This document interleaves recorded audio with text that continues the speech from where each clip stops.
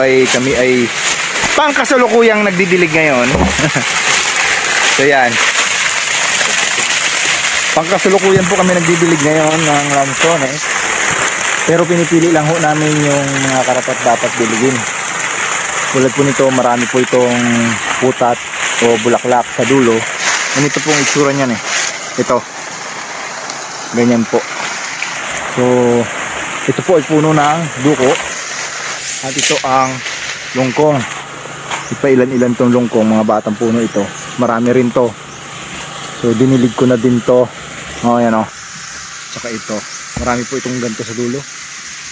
Hindi lang masyadong matanaw. Pero marami po yan. So ganun din po itong duko na ito. So kami po ay pangkasalukuyan ngayon nagdidilig. So ngayon po ay April 7. Didilig kami ngayong April 7, 2024. At kahit na po matindi ang sikat ng araw ngayon at mahaba ang drought, no, natural drought, ay palibasa po medyo maikli pa yung panahon para mamulaklak ulit. Ay mayroon pa po ditong mga lansones na hindi pa po namumunga. Tulad nito, wala pa ito ni isa. Hi, wala pa po ito ni isa, mga bukid. So meron pala, pero kakunti pa. So yun po yung mga iniiwasan namin dahil hindi pa po ito masyadong tuyo ang lupa. At ang ginagamit namin ditong patubig ay ganun din. Gumamit kami ng duck hose. At siyempre yan o, Y, para dalawang tao ang may hawak ng dulo ng malaking hose na ito. Dahil ito po ay pinanggagalingan nito ay number 3 na makina. O yan o.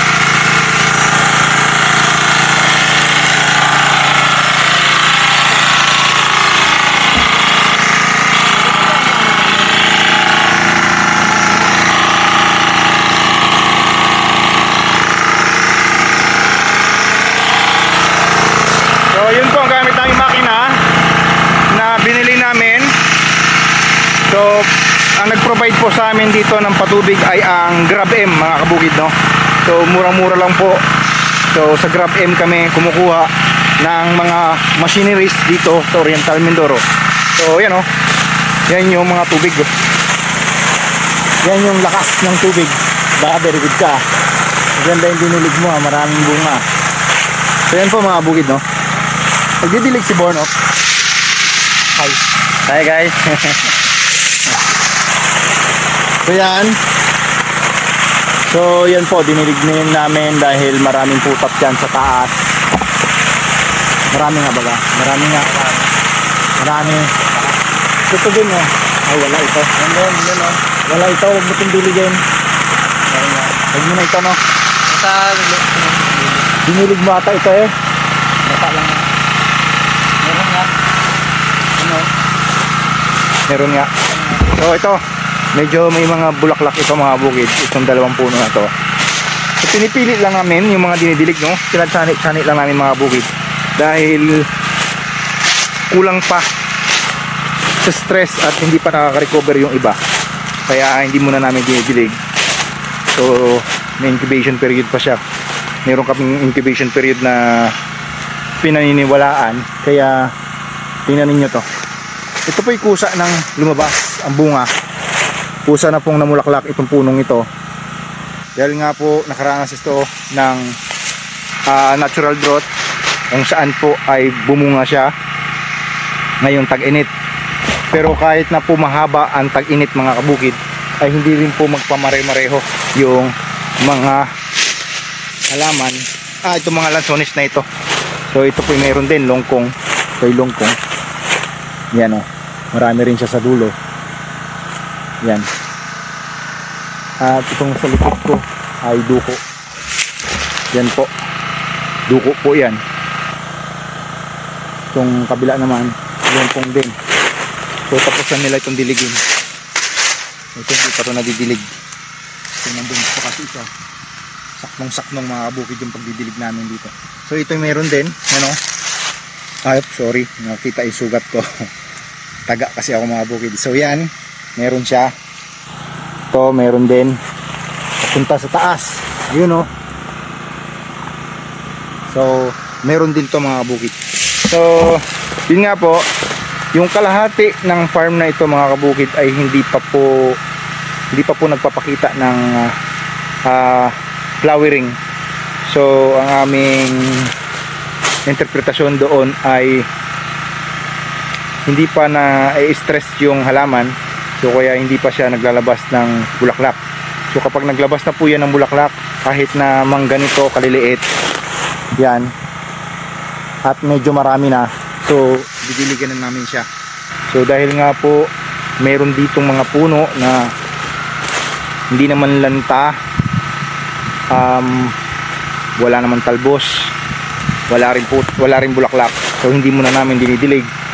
So sa tingin namin ay mga ilang linggo pa, mga isang linggo pa ay lalabas na rin yan ng bulaklak para didiligin na rin namin. So tulad nitong 10 punong ito mga bukid na, hindi po yan lanta, lungkong po yan.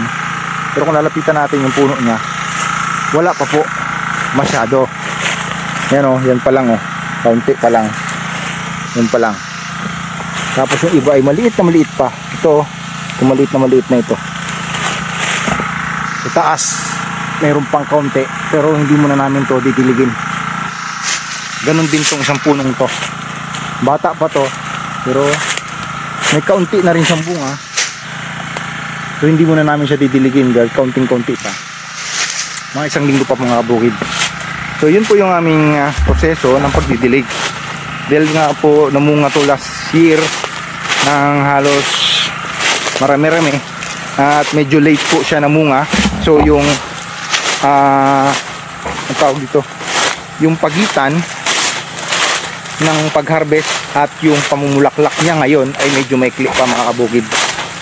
So medyo maikli pa yung incubation period nila, yung recovery ng halaman. So dito po kami, ipakita ko po sa inyo yung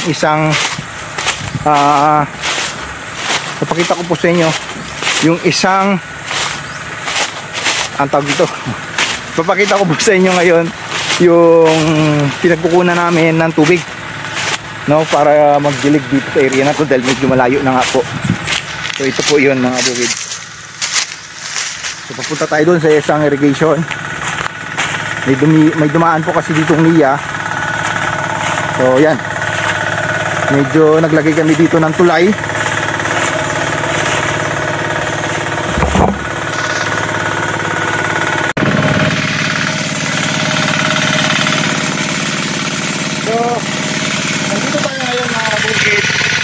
Nandito tayo ngayon mga kabukid sa ating pinagkukunan ng tubig.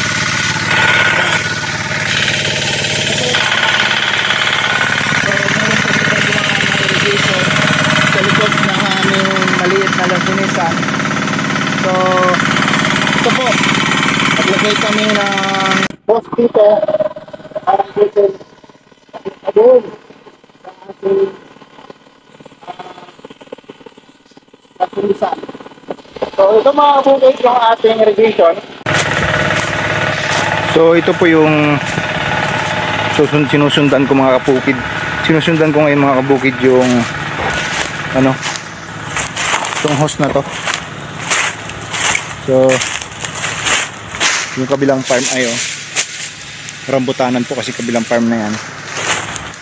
At ito yung ating puro lansones mga kabukid na. So matatandang puno na po ito. So yan ngayon mga kabukid yung aming ginagawa ngayon. Ito diligin na rin to. Nadiligan na pala itong bunga na ito mga kabukid.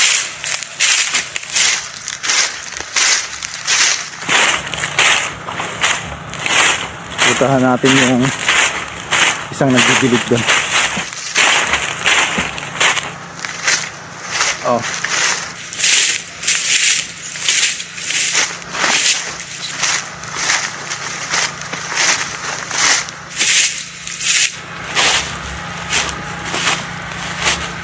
Pops. Mababaw pala ang tubig doon? Mababaw? Pero Medyo malakas na kasi. Medyo. Kaya lang. Pero hindi na yung mag ano no. Ang ako lang doon ay paano. Iniisip ko ba kayo yung bungo ba yung bungo yung gaya na lang ano eh. So ito mga bukid daw, binibilig niya ngayon to.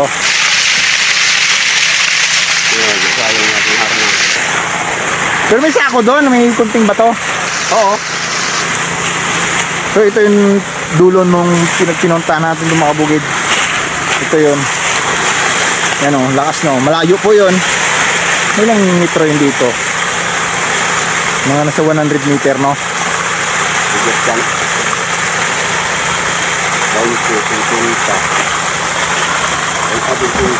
Ito ay meron tong bunga sa taas. Maliliit. Yan.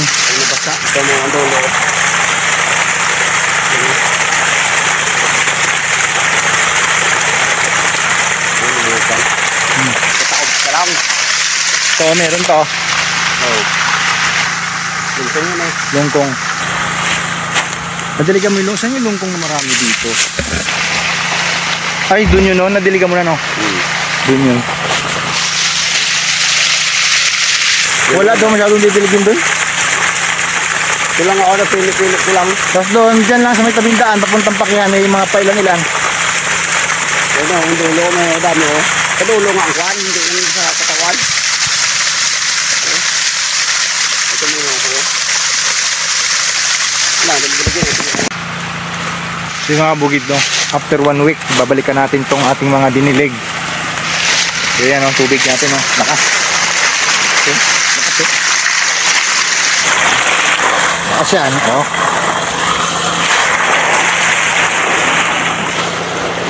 Init.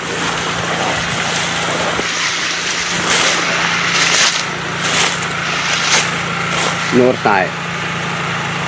Kung ano pa hindi na namin patay makina. Alas 10. Ano nga? Alas 10 sakto. Hindi ko na kayo makain. Ano na?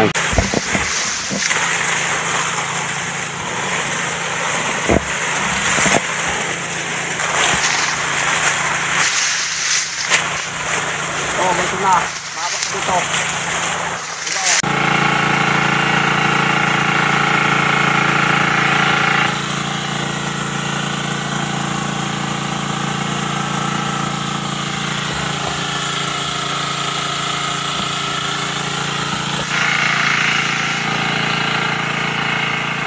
So yun nga mga bukid no,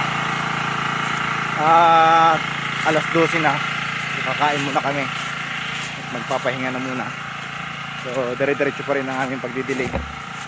At yan nga, gusto yung isang tropa namin dito, bali 4 po silang nagdidilig ngayon. At tubad-baro na po si Robert. Dami tong inakanak mo na to ah. Marami to ah. Anong puno to? Duko no? Duko. Ito ng tubig. Ba't medyo mahina?